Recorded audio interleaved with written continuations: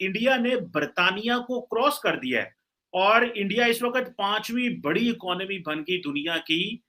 तारड़ साहब, हमने और इंडिया ने इकट्ठे आजादी हासिल की थी।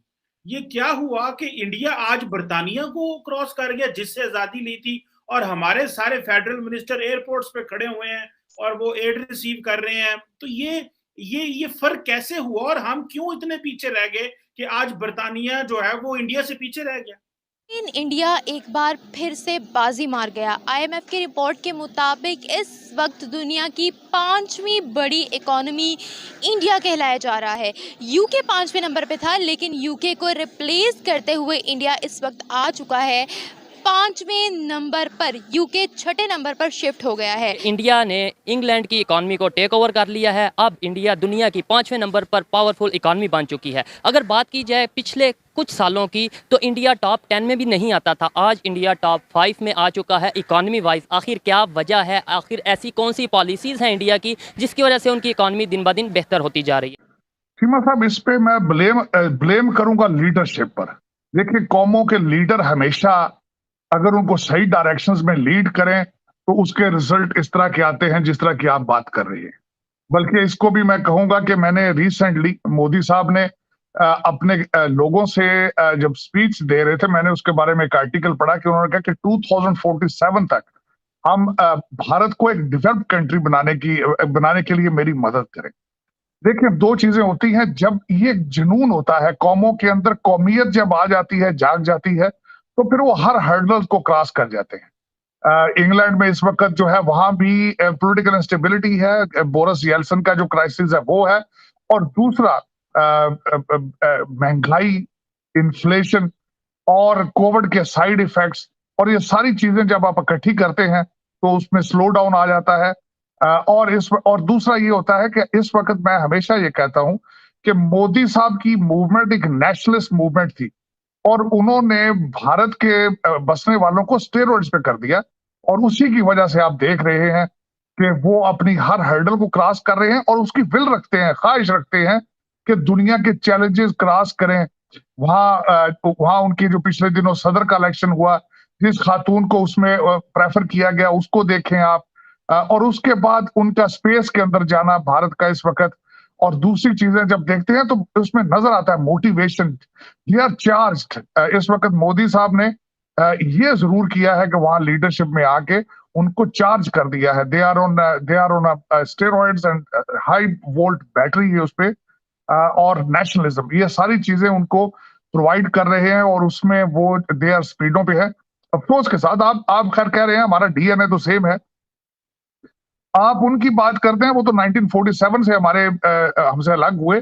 चाइना हमसे बाद आजाद हुआ है, और उसके बाद अगर देखना चाहते हैं चाइना हमारे बाद आजाद हुए, आप देखें तो बांग्लादेश को देखें, वो तो 73 में 70s में हमसे हटा है, वो आगे जा रहा है। मुझे तो अब लग रहा है अफगानिस्तान भी आपसे आगे चला जाएगा, क्योंकि जिस तरीके से उनके हालात हैं, करेंसी आपकी उनसे बेहतर है।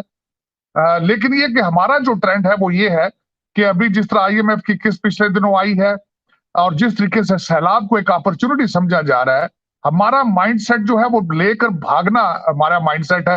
हमने भी तरक्की बहुत की है, लेकिन पाकिस्तान के अंदर नहीं की, दुबई में की है। हमने तरक्की बहुत की है और लंदन में की है। हमने तरक्की बहुत की है, टोरंटो अमेरिका में की है, टोरंटो में की है। आप आके इनके अपने सियासतदानों के, आपके रूलिंग एलीट के घर देखें, ब्यूरोक्रेट्स के घर देखें आके यहाँ पे, तो एकड़ों पर है उनके। और जिस तरह सारा पैसा, मैं कई दफा कह चुका हूं कि स्विस बैंकों में भारत आपसे साइज में बहुत बड़ा है, लेकिन स्विस बैंकों में पाकिस्तानी, वहां आपने बहुत तरक्की की है। तो आप तरक्की में पीछे नहीं है, लेकिन पाकिस्तान के अंदर नहीं कर रहे, आप बाहर कर रहे हैं, और आप इंडिविजुअली ड्रिवन है। वो कहते हैं कि सेल्फ सेंटर्ड है, मी माई सेल्फ एंड माइन। हम उससे आगे ग्रो नहीं कर पा रहे। ये जो अभी भी आपको आईएमएफ की किस्त आई है, ये भी वहां से इस्लामाबाद से बाहर नहीं जाएगी। जो सैलाब के अब पैसे आ रहे हैं वो भी इस्लामाबाद से बाहर नहीं जाएंगे। गरीब का बच्चा अपनी जंग खुद लड़ेगा। आप अपने पैसे लेकर लंदन दुबई भाग जाएंगे, जो इस वक्त रूलिंग एलीट है। पाकिस्तान में पैसे लाना कभी भी मुश्किल नहीं रहा, उसको असल जगह पर लगाना मसला रहा है। पाकिस्तान के अंदर इस वक्त दो किस्म की करप्शन है, दो किस्म के गुनाह है, दो किस्म की अच्छाइयां हैं।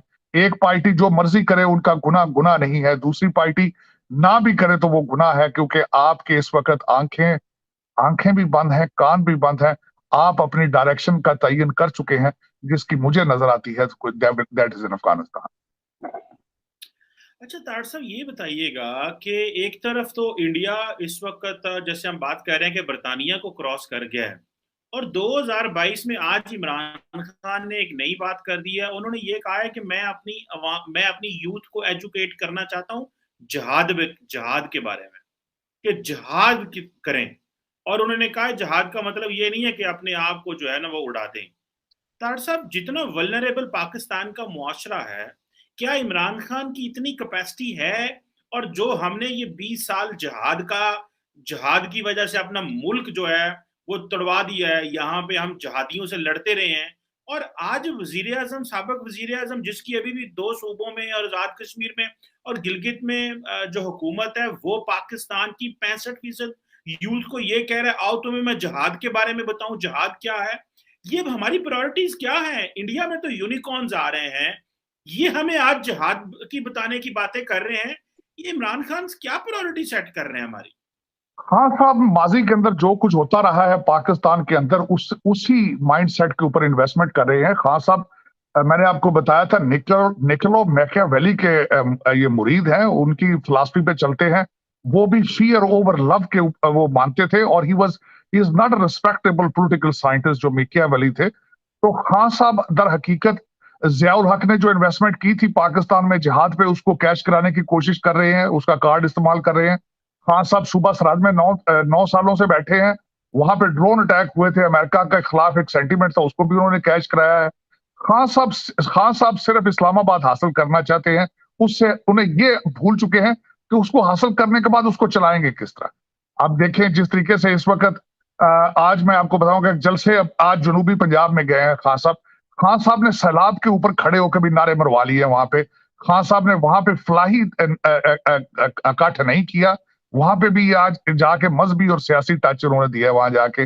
मैं यहाँ पे अफसोस के साथ ये कहूंगा कि जिस तरीके से पंजाब में गुजरात में अगले दिन जलसा हुआ, और हमारे वहां के फरमा रवा जो है वड़ाई साहब, जो परवेज भाई साहब, उन्होंने एक सड़क को 8 घंटों में, जो मैं बड़े सालों से, हमारा पुराना डिस्ट्रिक्ट गुजरात था, मैं उसी सड़कों पे धक्के खाता रहा हूं, और मुझे पता ये चला कि एक दिन के अंदर उस सड़क को तामीर कराया गया। और माइंड सेट इस पार्टी का देखें, जो स्टेज लगाया गया उस पे प्राइम मिनिस्टर की चेयर रखी गई और उस पे चेयर पे बैठे प्राइम मिनिस्टर साहब। तो एक पार्टी बिल्कुल ही आउट ऑफ माइंड हो, फिक्शन में हो, जिहाद की तरफ डायरेक्शन हो। आप अगले दिन इन्होंने बनीगाला में इंसाफ स्टूडेंट फेडरेशन के बच्चों को इकट्ठा करके उन्हें ये नहीं दरस दिया कि जाके पढ़ो, टेक्नोलॉजी देखो, पाकिस्तान की तकदीर किस तरह बदलनी है। खान साहब ने कहा घरों में जाओ, तबलीग करो। खान साहब, अब मेरी अपील होगी आपसे कि अपने बच्चे क्यों नहीं बुलाते यहाँ आप इस जिहाद के लिए? आप अपने बच्चों को क्यों नहीं बुलाते इस तबलीग के लिए? आप दूसरों के बच्चों की कुर्बानियां देना चाहते हैं अपनी हुकूमत हासिल करने के लिए? इक़्तिदार की हवस की एक हद होती है। मैं समझता हूं we are touching the depth of it. मैं बड़े अरसे से कहता हूं कि हम पस्तियों को टच कर चुके हैं, अब इसके बाद हमें रिवाइव करना होगा, ऊपर आना होगा। लेकिन मेरा ख्याल है पस्ती वो आ ही नहीं रही है जिसकी वो खान साहब की तस्वीर जो ड्रा कर रहे हैं कि मेरे पास ना कोई डॉलर कंट्रोल में है, ना किसी पार्टी के पास रोड मैप है। आपके सारे इंस्टीट्यूशन इस वक्त इस तरह के ताले लग चुके हैं, इंस्टीट्यूशंस की आंखों पे पट्टियां बन चुकी हैं।